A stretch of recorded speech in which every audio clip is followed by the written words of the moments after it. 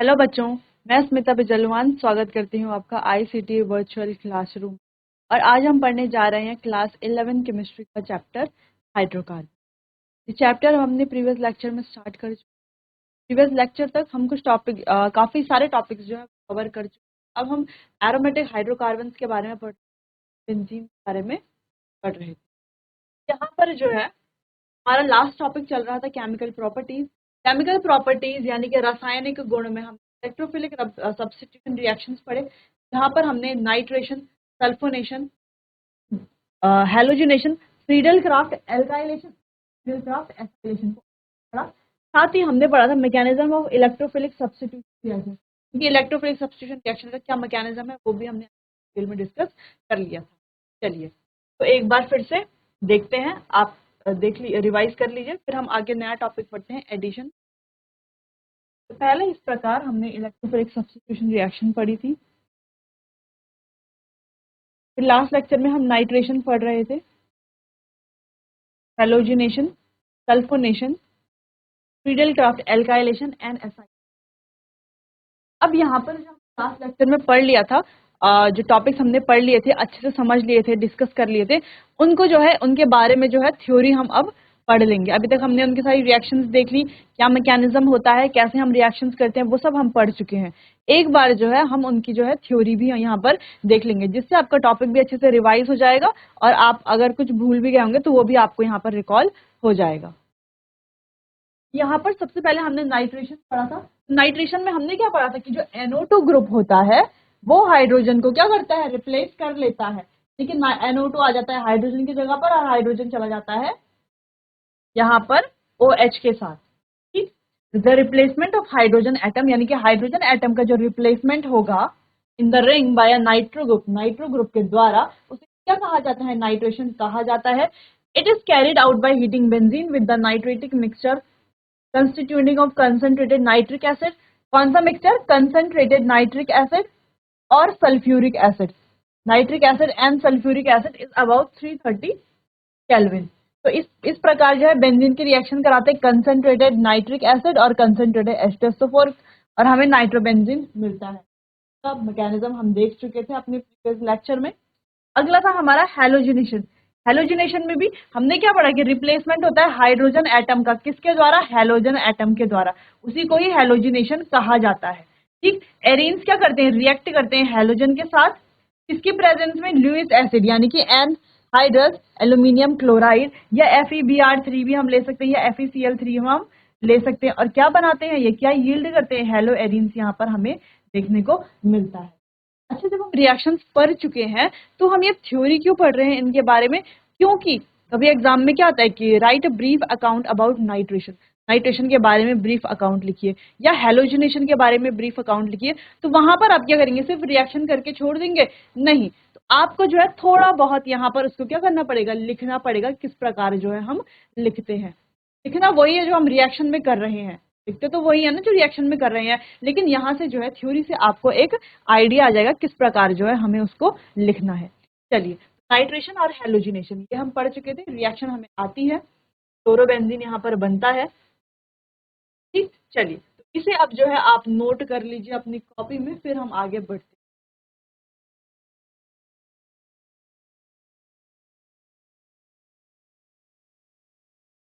चलिए आगे बढ़ते हैं। आगे हमारा सल्फोनेशन, वही यहाँ पर सेम लिखा गया कि हाइड्रोजन जो है SO3H जो है हमारा हाइड्रोजन को क्या करेगा, यहाँ पर रिप्लेस करेगा, किसके प्रेजेंस में, फ्यूमिंग सल्फ्यूरिक एसिड के प्रेजेंस में क्या बनाएगा, बेंजीन सल्फोनिक एसिड बनाएगा। वही यहाँ पर लिखा है जो रिएक्शन की हुई है, जो हम कर चुके हैं, जो हम पढ़ चुके हैं। अब एल्काइलेशन और एसाइलेशन भी सेम यहीं पर लिखा हुआ है कि बेंजीन को किसके साथ ट्रीट करेंगे, हम एल्काइल हैलाइड के साथ ट्रीट करेंगे की प्रेजेंस में, एनहाइड्रस एल्यूमिनियम क्लोराइड की प्रेजेंस में, या हम एल्यूमिनियम क्लोराइड की प्रेजेंस में, और क्या बनेगा हमारा यहाँ पर एल्काइल बेंजीन यहाँ पर प्रिपेयर होगा। वैसे ही एसाइलेशन, यहाँ पर एसाइल हैलाइड हम लेते हैं, बेंजीन को जो है एसाइल हैलाइड के साथ हम क्या करते हैं, ट्रीट कराते हैं, और साथ ही एनहाइड्रस AlCl3 की प्रेजेंस में हमारा क्या बन रहा है, यहाँ पर तो एसीटोफिनॉन बन रहा है। वैसे बनता क्या है हमारा, सॉरी, वैसे इसको क्या बोलेंगे, हम बोलेंगे एसाइल बेंजीन। तो यहाँ पर जो है एसाइल बेंजीन का प्रिपेयर होता है, किससे? Friedel Crafts acylation. ठीक, ये भी समझ आ गया होगा। अब ये जो मैकेनिज्म है ये हम अच्छे से पढ़ चुके हैं कि किस प्रकार जो है इलेक्ट्रोफाइल जनरेट होता है। ठीक, फिर कार्बोकैटायन कैसे फॉर्म होता है, जो हमने इंटरमीडिएट कहा था ना कि इंटरमीडिएट बन रहा है, इंटरमीडिएट को क्या कहते हैं? कार्बोकैटायन ही कहते हैं। अच्छा, ये इंटरमीडिएट क्या हमेशा कार्बोकैटायन होता है? नहीं, कभी कार्बोकैटायन होता है, कई रिएक्शंस में कार्बन आयन भी होता है। ठीक, तो इंटरमीडिएट क्या होते हैं? अलग अलग होते हैं। तो उस इसलिए हमने वहां पर जनरल टर्म एक इंटरमीडिएट कहा था, और क्या कहा था कि सिग्मा कॉम्प्लेक्स यहाँ पर फॉर्म होता है।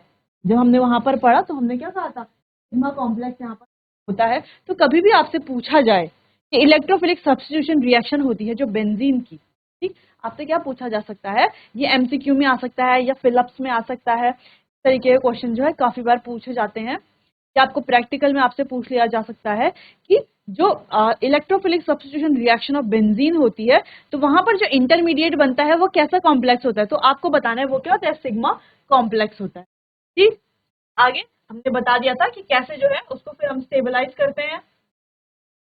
हमने रेजोनेंस स्ट्रक्चर बनाए थे, वहां पर उसका एक हाइब्रिड स्ट्रक्चर बनाया था, कुछ इस तरीके से हाइब्रिड स्ट्रक्चर, तो वही यहाँ पर सेम बना हुआ है, ये आप देख लीजिए। आगे बढ़ते हैं। फिर हमने क्या कहा था? रिमूवल ऑफ प्रोटॉन से रिमूवल, वहां पर प्रोटॉन किसे कहा जा रहा है? एच को यहाँ पर प्रोटॉन है, यहाँ पर कहा जा रहा है एच को प्रोटॉन। ठीक, अच्छा, एच का क्या होगा? यहाँ पर रिमूवल होगा, और क्या हो जाएगा? अच्छा, इलेक्ट्रॉन क्या कर देगा? ये अपने रिंग में दे करके एच के Cl के साथ चला जाएगा। यहाँ पर होता क्या है? ये एच जो है अपने इलेक्ट्रॉन यहाँ रिंग में दे देता है, रिंग में दे करके किसके साथ चल जाता है? ये जो AlCl4 था, यहाँ से अब एक Cl के साथ चला जाता है और HCl बन जाता है, और ये AlCl3 हमारा यहाँ से अलग हो जाता है। ठीक, वो हमें वापस यहाँ पर मिल जाता है। तो इस प्रकार जो है ये रिएक्शन होती है। अब आ जाते हैं, आगे बढ़ते हैं एडिशन की तरफ। हमारी अगली केमिकल प्रॉपर्टी, रासायनिक गुण। अभी तक हमने क्या क्या पढ़े? इलेक्ट्रोफिलिक सब्स्टिट्यूशन रिएक्शन पढ़ी और उनका मैकेनिज्म अभी तक हमने डिस्कस किया। चलिए, अब जब हम हाइड्रोजन का एडिशन कराएंगे बेंजीन में, तो क्या होगा? बहुत ही इजी। हाइड्रोजन का एडिशन करा रहे, देखो 3H2 का एडिशन करा रहे, क्या बन रहा है? साइक्लोहेक्सेन बन रहा है। एक H यहाँ, एक H यहाँ, ये बॉन्ड क्या हो जाएगा? ब्रेक हो जाएगा। उसी तरीके से ये बॉन्ड भी क्या हो जाएगा? ब्रेक हो जाएगा। एक H यहाँ, एक H यहाँ, ये बॉन्ड भी ब्रेक हो जाएगा। एक H यहाँ, एक H यहाँ, ये बॉन्ड ब्रेक, एक H यहाँ, एक H। H यहाँ का मतलब क्या है? ये बॉन्ड जो है ब्रेक हुआ, और यहाँ पर हाइड्रोजन हाइड्रोजन आ गया, जिस वजह से ये क्या बन गया? साइक्लोहेक्सेन बन गया, बेंजीन से बन गया साइक्लो। इजीली हो गई रिएक्शन।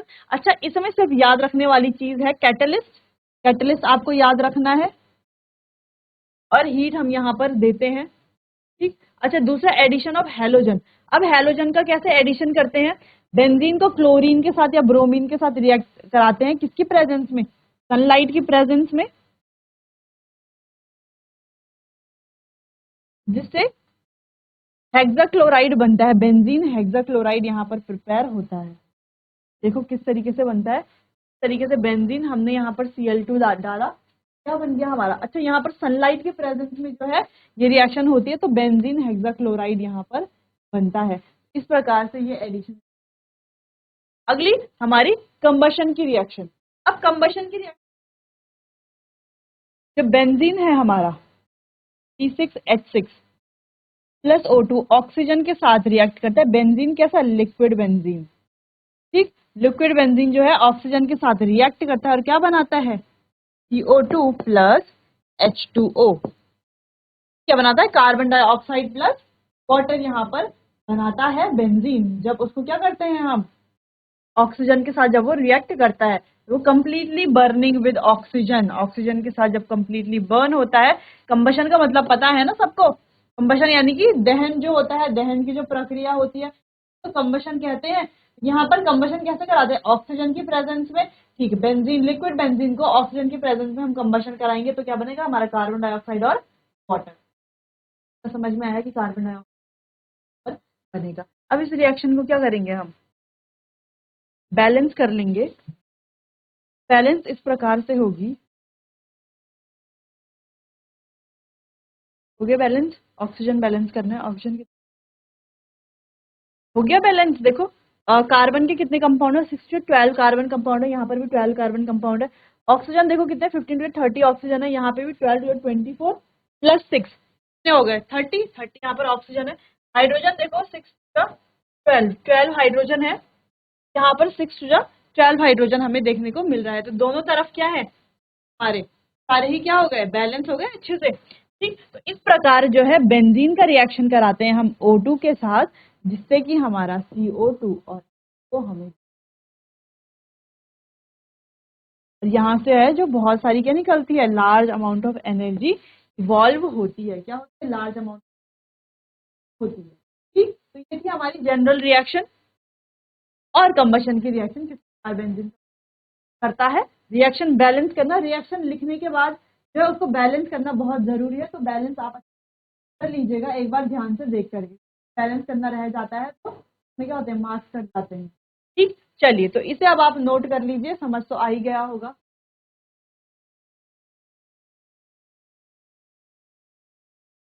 चलिए तो ये नोट आपने कर लिया होगा। अच्छा, एक बार इसका फिर रिवीजन कर। एडिशन में हमने क्या पढ़ा? एडिशन में तीन टाइप की रिएक्शन। पहला हमने एडिशन पढ़ा कि हाइड्रोजन का जब हम H2 का एडिशन कराएंगे, में कराएंगे, बेंजीन में कराएंगे तो हमें क्या देखने को? देखो हमें साइक्लोहेक्सेन देखने को मिलेगा। अगला, जब बेंजीन का रिएक्शन हम कराएंगे क्लोरीन के साथ, एडिशन कराएंगे क्लोरीन का, किसके प्रेजेंस में? सनलाइट के प्रेजेंस में, तो हमें जो है हेक्साक्लोराइड यहाँ पर देखने को मिलेगा। अच्छा, पहले भी तो हम रिएक्शन करा रहे थे बेंजीन, तो वहां पे तो जो क्लोरोबेंजीन बन रहा था, क्योंकि वहां पर एनहाइड्रस AlCl3 हम ले रहे थे। ठीक, यहाँ पर क्या है? Absence of halogen carrier. यहाँ पर हैलोजन कैरियर का क्या है? एब्सेंस है, कोई भी हैलोजन का है ही नहीं, जिस वजह से जो है ये रिएक्शन क्या होगी? सीधा बेंजीन हेक्साक्लोराइड यहाँ पर बनेगा। ठीक, इतनी बात समझ गया। फिर हमारी थी कंबशन की रिएक्शन, जहां पर लिक्विड बेंजीन का गैसेस ऑक्सीजन के साथ हम रिएक्शन कराते हैं, तो हमारी क्या? CO2 गैस और वाटर हमें यहाँ पर देखने को। ठीक, चलो अब बढ़ते हैं आगे हमारे नए टॉपिक की तरफ। अब हमारा नया टॉपिक है directive influence of functional group in mono substituted benzene.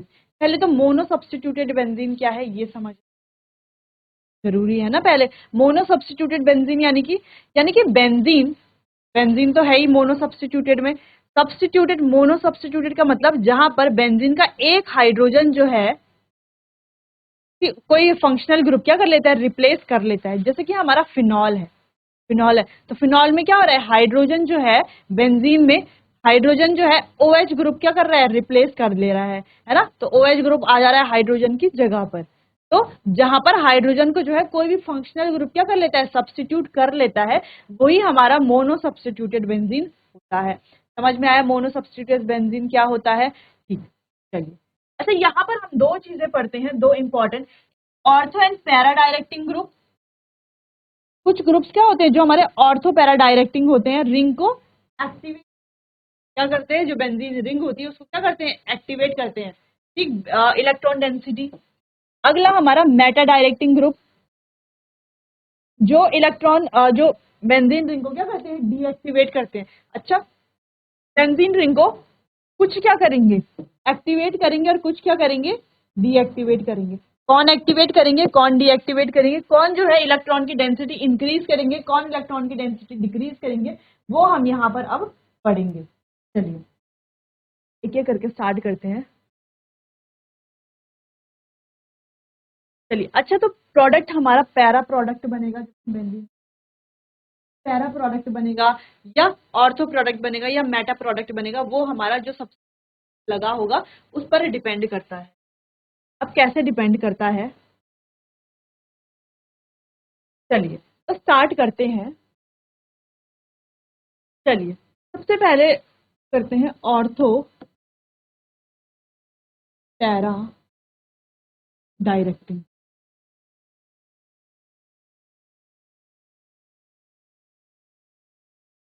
अब पहले हम एग्जाम्पल से इसको, हमने लिया यहाँ पर फिनॉल। जब हम इसके रेजोनेंस स्ट्रक्चर बनाते हैं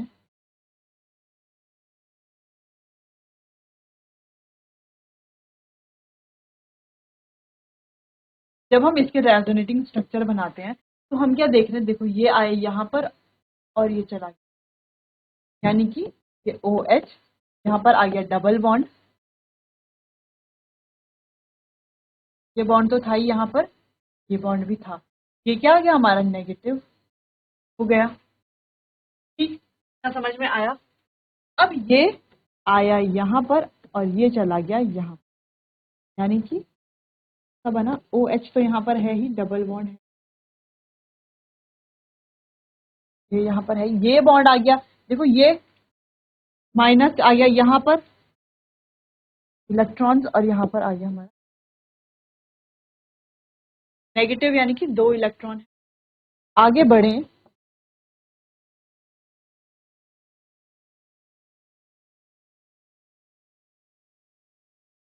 ये आएगा यहाँ पर और ये चला जाएगा यहाँ, तो ये बॉन्ड चला गया यहाँ पर और ये बॉन्ड आ गया यहाँ पर, इस तरीके से बन गया। अब ये बॉन्ड आ जाएगा यहाँ पर और ये चला जाएगा यहाँ पर, तो किस तरीके से बनेगा देखो,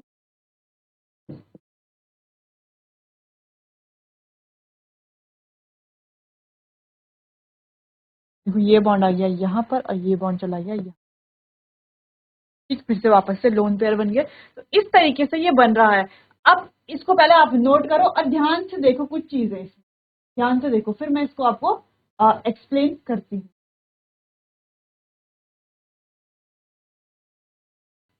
तो इससे हम क्या समझ रहे हैं कि यहाँ पर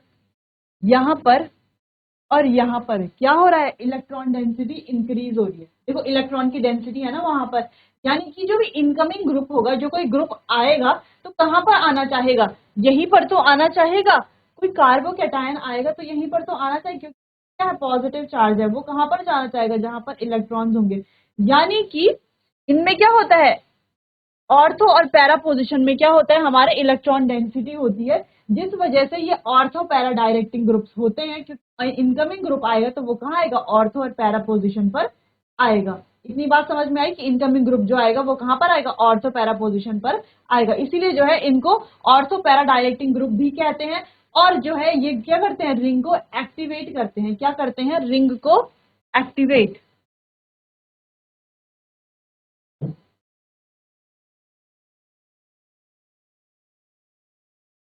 एक्टिवेट रिंग, ठीक है। और जो इनकमिंग ग्रुप होगा, इनकमिंग ग्रुप यानी कि जो ग्रुप आएगा वो कौन सी पोजीशन पर आएगा, ऑर्थो एंड पैरा पोजीशन पर। वो कहां पर आएगा, ऑर्थो पोजीशन पर और पैरा पोजीशन पर आएगा। इसलिए जो है इनको ऑर्थो पैरा डायरेक्टिंग या रिंग एक्टिवेटिंग ग्रुप भी कहते हैं, या रिंग एक्टिवेटिंग बोलते हैं इनको, ठीक है। ये रिंग को क्या करते हैं, एक्टिवेट करते हैं। समझ में आया इतना? अब इसे आप जो है नोट कर लीजिए, फिर आगे बढ़ते। ठीक, तो ये हो गए हमारे ऑर्थो पैरा डायरेक्टिंग। यहाँ पर ये क्या करते हैं, इलेक्ट्रॉन डेंसिटी इंक्रीज करते हैं ऑर्थो और पैरा पोजीशन पर, ताकि जो इनकमिंग ग्रुप आएगा वो कहाँ पर आएगा, ऑर्थो पोजीशन पर या पैरा पोजीशन पर आएगा। इसीलिए इन्हें क्या कहते हैं, रिंग एक्टिवेटिंग भी कहते हैं। ठीक, इतना समझ में आया। ऑर्थो पैरा डायरेक्टिंग तो अब हम समझ गए। अब अगली बारी है मेटा डायरेक्टिंग।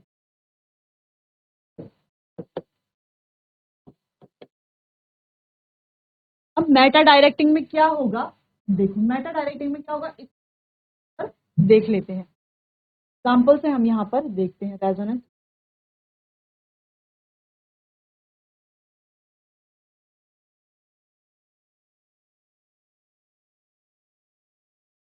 ठीक, इस प्रकार क्या है इसमें,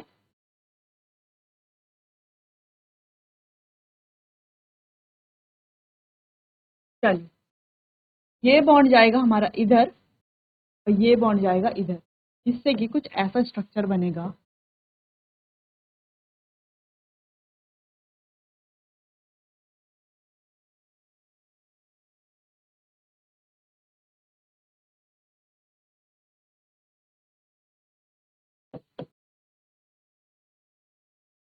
ठीक, अब ध्यान से देखना, वहां पर तो माइनस आया था ना, इलेक्ट्रॉन डेंसिटी बड़ी थी।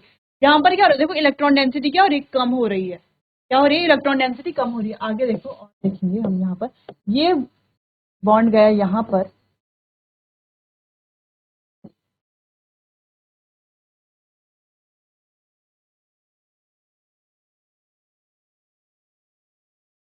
ठीक, अब अगर ये बॉन्ड गया यहाँ पर तो किस तरीके से स्ट्रक्चर बनेगा?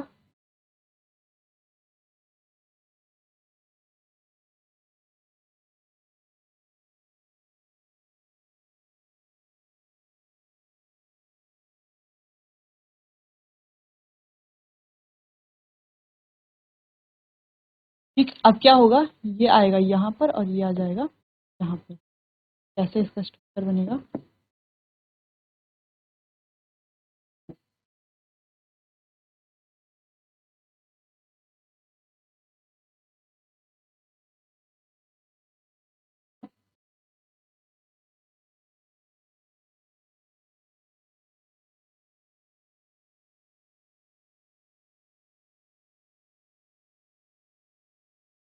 अच्छा, देखो पहले इसे नोट कर लो, फिर देखना कि क्या डिफरेंस लगा पहले वाले में और इस वाले में।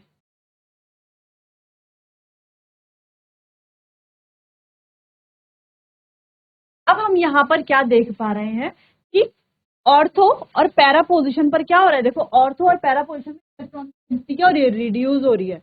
रिड्यूस हो रही है तो इनकमिंग ग्रुप आएगा, तो वो ऑर्थो और पैरा पोजीशन पर क्यों आएगा जब वहां पर इलेक्ट्रॉन की डेंसिटी है नहीं? वो तो इलेक्ट्रॉन के लिए आएगा ना, इलेक्ट्रॉन की डेंसिटी वहां पर है नहीं, तो वो ऑर्थो पैरा पोजीशन पर तो आएगा नहीं। वो कहां पर आएगा? वो आएगा मेटा पोजीशन पर। अच्छा, इलेक्ट्रॉन की डेंसिटी कम क्यों हो रही है? क्योंकि NO2 जो है वो क्या है, प्लस आई इफेक्ट देगा। ठीक है, माइनस आई इफेक्ट से, सॉरी, माइनस आई इफेक्ट से क्या करेगा, अपनी तरफ इलेक्ट्रॉन्स को खींचेगा। तो इलेक्ट्रॉन की डेंसिटी कैसे, इलेक्ट्रॉन की डेंसिटी रिंग में क्या हो जाएगी, कम हो जाएगी। ठीक, जब इलेक्ट्रॉन की डेंसिटी रिंग में कम हो जाएगी तो कोई भी इनकमिंग ग्रुप होगा तो वो कैसे ऑर्थो और पैरा पोजीशन पर आएगा। तो इसीलिए ये जो ग्रुप होते हैं, NO2 ग्रुप होते हैं, वो क्या होते हैं, हमारे मेटा डायरेक्टिंग ग्रुप होते हैं।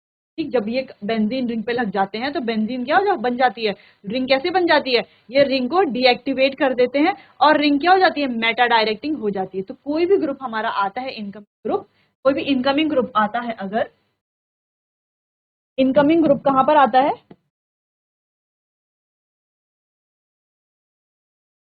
कहां पर आता है, मेटा पे आता है। कहां पर आता है, मेटा पोजीशन पर इनकमिंग ग्रुप आता है। ठीक, समझ में आया? अच्छा, कुछ एग्जाम्पल हम लिख सकते हैं जो मेटा डायरेक्टिंग के एग्जाम्पल है, जैसे कि हमारा CN होता है। ठीक है, इसके अलावा SO3H होता है, COOH होता है, साथ में COR होता है, COOR होता है। ठीक, तो और NO2 तो होता ही है।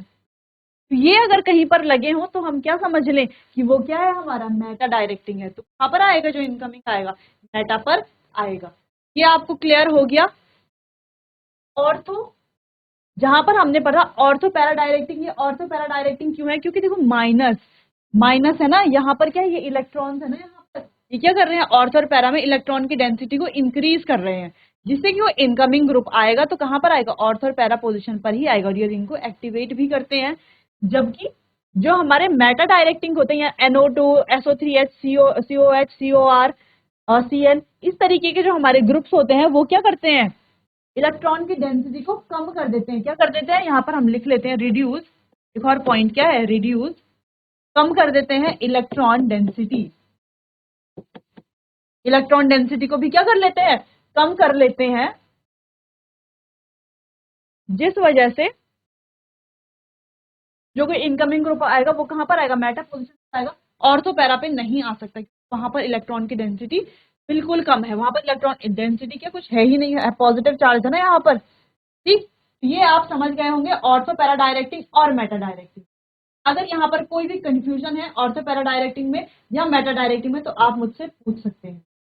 चलिए नोट कीजिए अब। ठीक, चलो, तो क्यों, क्योंकि NO2 में क्या है, माइनस आई इफेक्ट के कारण जो है ये इलेक्ट्रॉन को अपनी तरफ खींचता है, इसलिए रिंग में जो है इलेक्ट्रॉन की इलेक्ट्रॉन रिड्यूस डेंसिटी रिड्यूस होने लगती है, हो जाती है। ठीक, चलो ये तो समझ आ गया होगा। अब आगे बढ़े, आगे वही लिखा हुआ है, बस उसको हम जो है थोड़ा हाईलाइट कर लेते हैं कि ये सब तो हमने पढ़ लिया, ये इंपॉर्टेंट, ये आपको आना चाहिए कि ये यहाँ पर इस पोजीशन पर और इस पोजीशन पर जो है इलेक्ट्रॉन डेंसिटी इंक्रीज हो रही है।